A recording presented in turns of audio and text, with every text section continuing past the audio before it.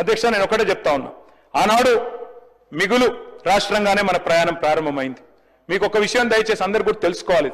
మేము ఆనాడు తెలంగాణ ఉద్యమంలో ఉన్నప్పుడు పెద్దలు కేసీఆర్ గారు, పెద్దలు జయశంకర్ గారు ఎప్పుడు చెప్పేవారు, తెలంగాణ 1948లో సర్ప్లస్ స్టేటే, 1956లో ఆంధ్రాతో కలిసినాడు సర్ప్లస్ స్టేటే, 68లో ఉద్యమం ప్రారంభమైనాడు మొదటి దశ ఉద్యమం ఆ రోజు సర్ప్లస్ స్టేటే, 2001లో సర్ప్లస్ స్టేటే, 2014లో సర్ప్లస్ స్టేటే, 2025లో కూడా సర్ప్లస్ స్టేటే, మిగులు రాష్ట్రమే.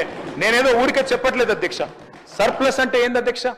సర్ప్లస్ అంటే అధ్యక్ష తెలంగాణ రెవెన్యూ రిసీట్స్ ఉంటాయి, తెలంగాణ రెవెన్యూ ఎక్స్పెండిచర్ ఉంటుంది. రెవెన్యూ రిసీట్స్ అంటే రాష్ట్రం యొక్క సొంత పన్నుల ఆదాయం, పన్నేతర ఆదాయం, నాన్ ట్యాక్స్ రెవెన్యూ. అదే మాదిరిగా మనకు కేంద్రం నుంచి వచ్చే సెంట్రల్ షేరు, అదేవిధంగా గ్రాంట్స్ ఇనేడ్, ఈ 4 కలిపితే రెవెన్యూ రిసీట్స్ అధ్యక్ష. రెవెన్యూ ఎక్స్పెండిచర్ అంటే జీతాలు, పెన్షన్లు, మిత్తీలు, అదేవిధంగా సబ్సిడీలు, ఈ 4 అధ్యక్ష. రెవెన్యూ ఒకవేళ రెవెన్యూ ఇన్కమ్, రెవెన్యూ రిసీట్స్ కనుక రెవెన్యూ ఎక్స్పెండిచర్ కంటే ఎక్కువ ఉంటే we are revenue surplus. Today I'm going to share the details with you sir. మీరు 2014లో రాష్ట్రాన్ని మాకు అప్పచెప్పినప్పుడు ఆనాడు కాంగ్రెస్ పార్టీ 369 కోట్ల రెవెన్యూ మిగులుతో మాకు అప్పచెప్పింది.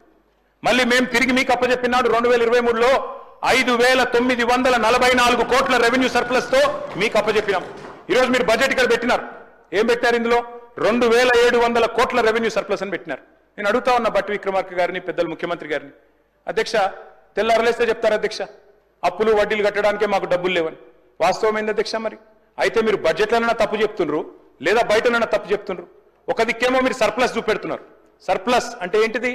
జీతాలు గట్టంగా, మిత్తీలు గట్టంగా, పెన్షన్లు ఇయ్యంగా, సబ్సిడీలు ఇయ్యంగా మా దగ్గర 2,700 కోట్ల రెవెన్యూ మిగులు ఉంది అని మీరే బడ్జెట్లో చెప్పినరు. మరి ఇంకో దిక్కేమో అప్పుల కోసం అప్పులు తెస్తున్నాం, వీఆర్ నాట్ సర్ప్లస్ స్టేట్ అన్నట్టు, మనం ఏదో నిజంగా చిప్పబట్టుకొని నిల్చున్నట్టు ఈ రకంగా మాట్లాడడం మంచిది కాదు అధ్యక్ష. సార్, స్పీకర్ సార్, నాడు రాష్ట్రం ఏర్పడ్డ నాడు సగటు ఆదాయం నెలకి 3,500 కోట్లు. మన ముఖ్యమంత్రి గారు చెప్పినారు నెలకు సగటు ఆదాయం ఈరోజు 18,000 కోట్లు. మరి పెరిగిందా సార్, తగ్గిందా తెలంగాణ?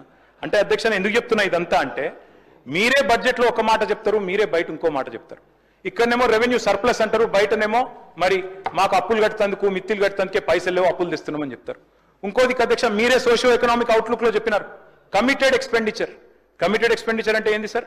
మీరు అప్పులు, వడ్డీలు, జీతాలు, పెన్షన్, ఈ 4 కలిపి కమిటెడ్ ఎక్స్పెండిచర్. రూపాయికి 47 పైసలు మాత్రమే కమిటెడ్ ఎక్స్పెండిచర్ అని మీరే చెప్పిన బుక్ లో చూసుకోండి, సోషియో ఎకనామిక్ అవుట్లుక్ లో. మరి రూపాయికి 47 పైసలు మాత్రమే దానికి పోతుంటే ఇంకా 53 పైసలు మీకున్నాయి కదా డెవలప్మెంట్. ముఖ్యమంత్రి గారు ఢిల్లీలో చెప్పినారు 18,000 కోట్లలో 6,000 ఇటు కడుతున్నా, 6,000 అటు కడుతున్నా, నాకు మిగిలేదు 500 కోట్లు.